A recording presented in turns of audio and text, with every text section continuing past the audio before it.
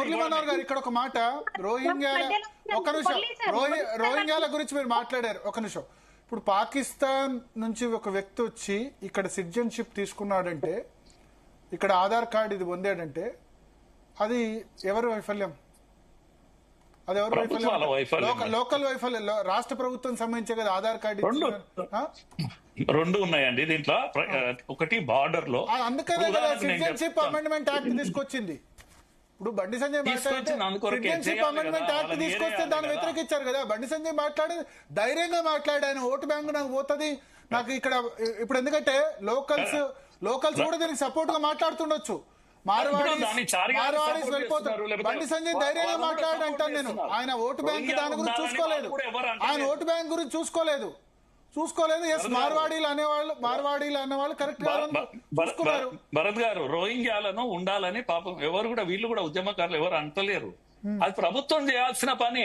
అనవసరంగా వచ్చి వీళ్ళ మధ్య పెట్టి అది ఇష్యూ చేస్తున్నారు. కానీ రోహింగ్యాలకు సపోర్ట్ గా మాట్లాడే వాళ్ళు లేరా? వాళ్ళని ఇక్కడ ఆ ఇష్యూ వేరే, ఈ ఇష్యూ వేరే. దీంట్లో కుల వృత్తుల యొక్క సమస్యలు ఉన్నాయి. దయచేసి ప్రభుత్వాలు వెంటనే జోక్యం చేసుకోవాలి. ఎక్కడెక్కడైతే రాష్ట్రంలో వాళ్ళకి అన్యాయం జరుగుతుందో దాన్ని అడ్రస్ చేయాలి. ఈ ట్యాక్సీ ఎగవేతదారులను అందరినీ హవాలా ఎవరు చేస్తారో కూడా అందరికీ తెలుసు.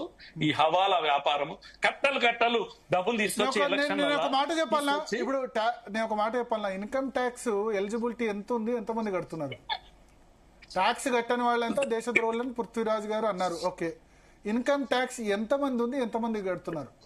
ఎలిజిబిలిటీ ఎంతమంది ఉంది, ఎంతమంది కడుతున్నారు?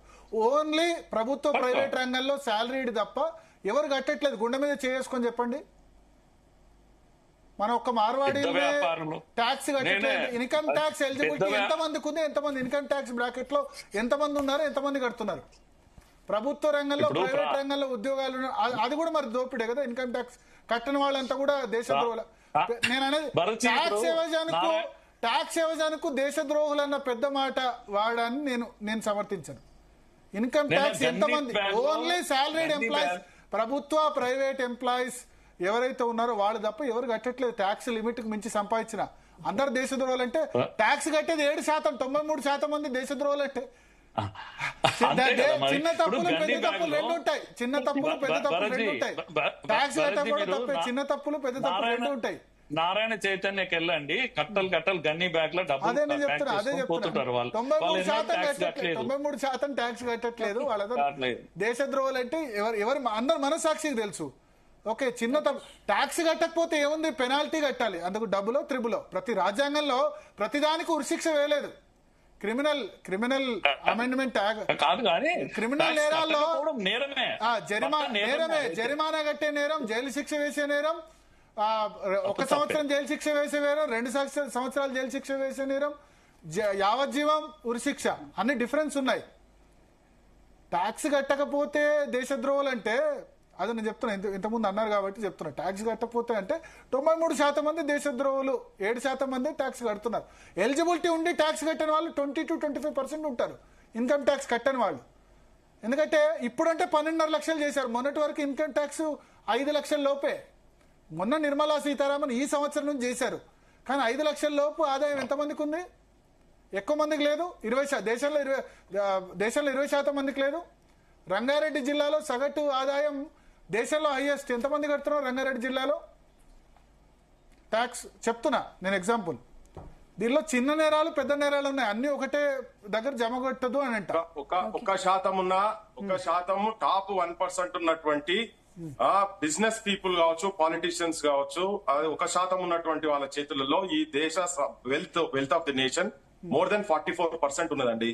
బాటమ్ 50% ఉన్నటువంటి వాళ్ళ చేతుల్లో ఈ దేశ సంపద కేవలం 3% మాత్రమే ఉంది, 2.8%. ఓకే, సో మీరు 97%, 93% అవన్నీ అట్లా చెప్పకండి. కానీ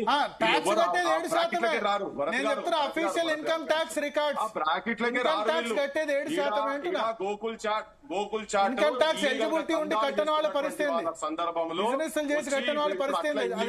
అన్ని క్యాస్ట్ల వాళ్ళు కట్టట్లేదు. ఎవరైతున్నారో వాళ్ళందరూ దేశద్రోహులు లేక అట్లా ట్యాక్స్ పే చేయకుండా సామాన్యులు ఎవరు ఏం లేదండి. ట్యాక్స్ రిటర్న్ ఫైల్ చేయని వాళ్ళు దేశద్రోహులే. ఎలిజిబిలిటీ ఉండి అంతేనా మీరు అనేది? ఏం నౌకర్లు ఏం ఎలిజిబిలిటీ ఉండి ట్యాక్స్ రిటర్న్ ఫైల్ చేయని వాళ్ళు దేశద్రోహులే. లేలే మీరు మళ్ళీ ఎటో తీసుకోబోతున్నారు.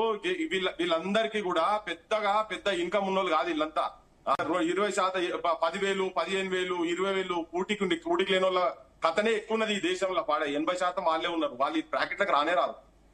ఇట్లా కామాయించటోళ్ళదే పర్సెంట్ ఎక్కువ ఉన్నది. వాళ్ళ చేతుల్లోనే దేశ సంపద ఉన్నది కాబట్టి ఒకసారి వాళ్ళని దృష్టిలో పెట్టుకొని హమారి ప్రసాద్ గారితో మాట్లాడదాం. చారి గారు మొబైల్ ఆటో రొటేషన్ లో పెట్టుకోండి. హమారా ప్రసాద్ గారు చర్చలు జాయిన్ అయ్యారు. ఏంటి మీ వ్యూ ఏంటి?